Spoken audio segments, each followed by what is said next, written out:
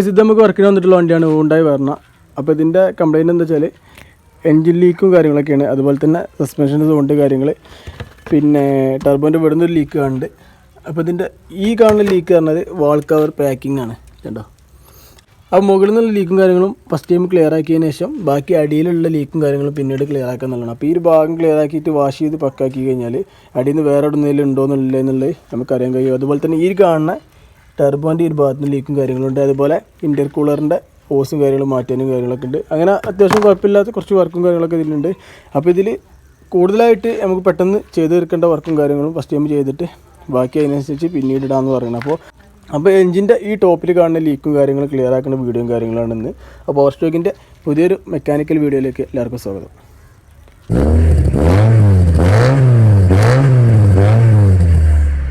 ഈ leak clear ചെയ്യണമെന്നുണ്ടെങ്കിൽ ഇതിൻ്റെ ഈ മുകളിൽ കാണുന്ന ഈ ഇഞ്ചക്ടർ 4 അയക്കണം. അതുപോലെ തന്നെ ഈ വയറിംഗ് കിറ്റൊക്കെ മാറ്റി വെച്ചതിന് ശേഷമാണ് അത് അയക്കാൻ കഴിയുള്ളൂ.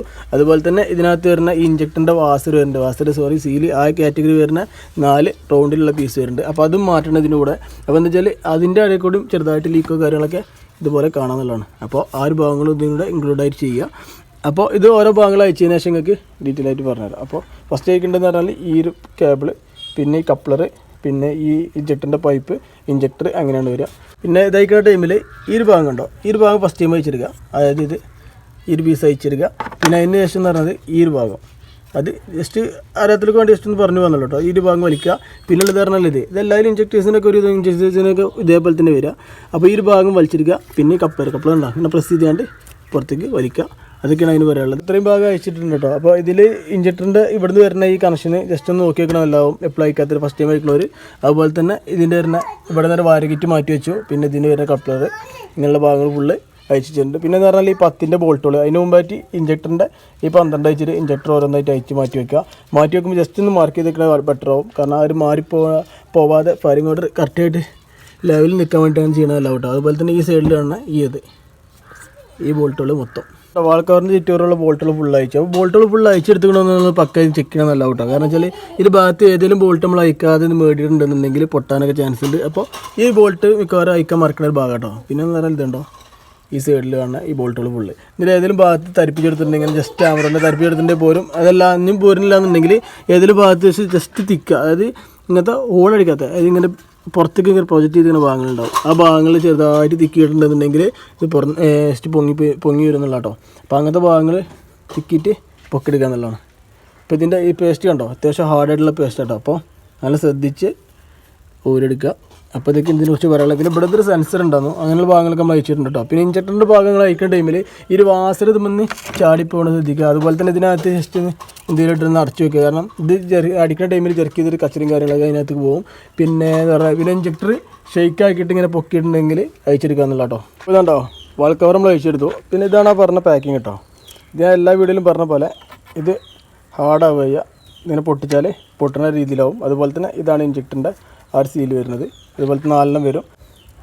പിന്നെ ഇത് പറഞ്ഞാൽ ഇത് പക്കായിട്ട് ക്ലീൻ ചെയ്തിട്ട് ഈ ബോണ്ടൊക്കെ ഉണ്ടോ ഇതൊക്കെ ഒഴിവാക്കിയിട്ട് ഡീറ്റെയിൽ ആയിട്ട് ചെയ്താലേ ഈ ലീക്ക് മാറുള്ളൂ. അതിനിപ്പോൾ വേറെ ഏത് പേസ്റ്റ് ഇട്ടാലും, പേസ്റ്റല്ല വേറെ പുതിയ പാക്കിങ് ഇട്ടാലും പക്കായിട്ട് ക്ലീൻ ചെയ്തിട്ടുണ്ടെങ്കിൽ ആ ഭാഗം ക്ലിയർ ആവുള്ളൂ. അപ്പോൾ അത് ശ്രദ്ധിക്കണം ക്ലീൻ ചെയ്യുന്ന കാര്യത്തിൽ. ഇതിൻ്റെ അകത്ത് ഇവിടെ ഈ പാക്കിങ് ഇത് ഫുള്ള് പക്കായിട്ട് ചെയ്യണം. പിന്നെ ഇത് പറഞ്ഞാൽ പരമാവധി ഇതിനകത്ത് വരുന്ന മുകളിൽ വരുന്ന ഓയിൽ ഒഴിവാക്കുക.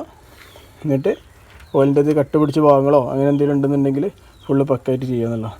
തിക്കുന്ന ടൈമിൽ ഞാൻ ഈ ഒരു ഭാഗത്ത് ജസ്റ്റ് സ്ക്രൂ ഡ്രൈവർ കൊണ്ട് ആമറട്ട് അടിച്ചില്ല, സ്ക്രൂ ഡ്രൈവർ കൊണ്ട് ഇങ്ങനെ തിക്കിയിട്ട് ഷേക്ക് ചെയ്തിട്ടാണ് അത് പൊക്കിയെടുത്തത്.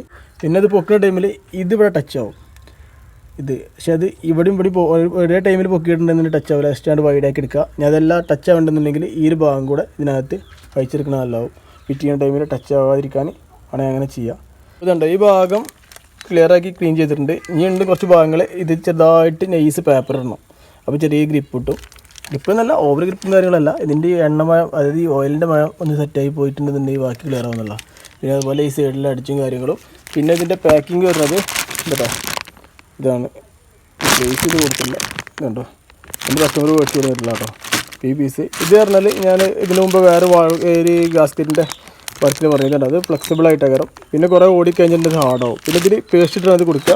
അതുപോലെ തന്നെ ഇതാണ് ഇതിൻ്റെ ഇഞ്ചക്ടർ വാസർ വരുന്നത്. വാസർ സീൽ അങ്ങനെയൊക്കെ പറയട്ടോ. ഇതാണ് ഈ 4 ഈ 4 ഭാഗത്തായിട്ട് വരും. പിന്നെ ഇഞ്ചക്ടറിൻ്റെ ഇതിനകത്ത് ക്ലീൻ ചെയ്യണം. പിന്നുള്ളത് പറഞ്ഞാൽ ഈ ഒരു പീസ് ഇത് പക്കായിട്ട് ക്ലീൻ ചെയ്യണം. കാരണം ഈ ഒരു ഭാഗം ഹെഡിൻ്റെ മുകൾ ഭാഗം പക്കായിട്ട് ക്ലീൻ ചെയ്തിട്ട് ഇതിൻ്റെ മുകളിൽ പേസ്റ്റ് ഇട്ട് കേട്ടോ.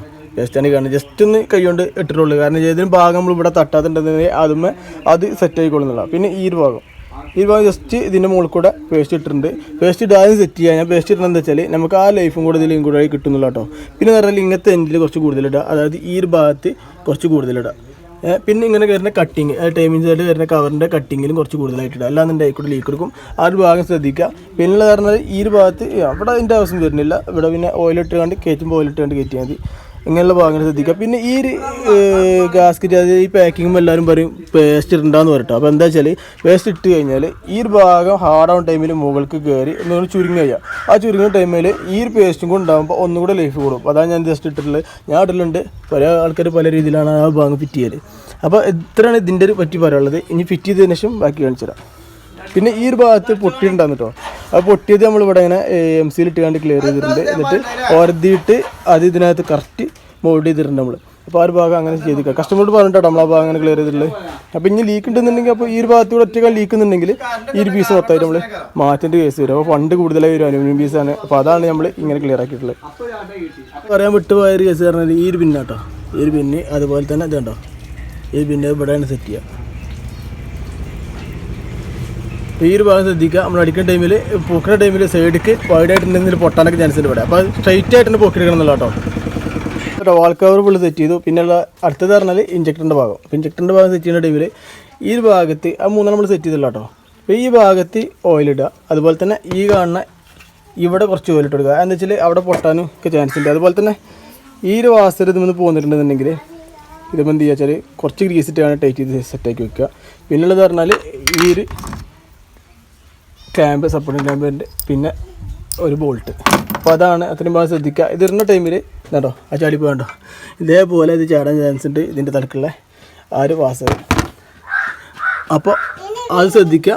പിന്നുള്ളത് പറഞ്ഞാൽ ഈ ബോൾട്ട് ടൈറ്റ് ചെയ്യുക. പക്ഷേ ഈ ബോൾട്ട് ടൈറ്റ് ചെയ്യുന്ന മുമ്പ് ഒരു മിനിറ്റ് ഈ ബോൾട്ട് ടൈറ്റ് ചെയ്യുന്നതിന് മുമ്പായിട്ട് ഈ ഒരു ഭാഗം പൈപ്പും കാര്യങ്ങളൊക്കെ സെറ്റ് ചെയ്തതിന് ശേഷം ഈ ബോൾട്ട് ടൈറ്റ് ചെയ്യുക. അല്ലാന്നുണ്ടെങ്കിൽ ജസ്റ്റ് ഒന്ന് അങ്ങോട്ടും അങ്ങോട്ടും തീരാണ്ടാവും ഈ ഒരു ഭാഗം.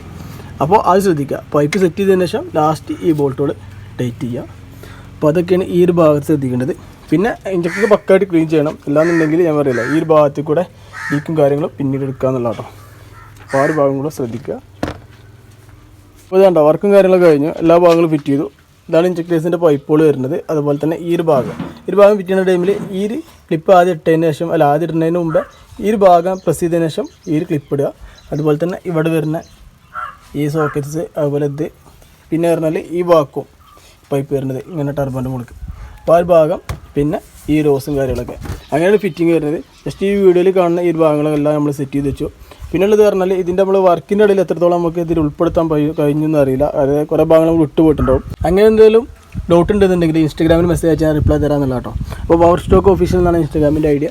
അപ്പോൾ പുതിയ നല്ലൊരു വീഡിയോ കാണുമ്പോഴേക്കും ഗുഡ് ബൈ.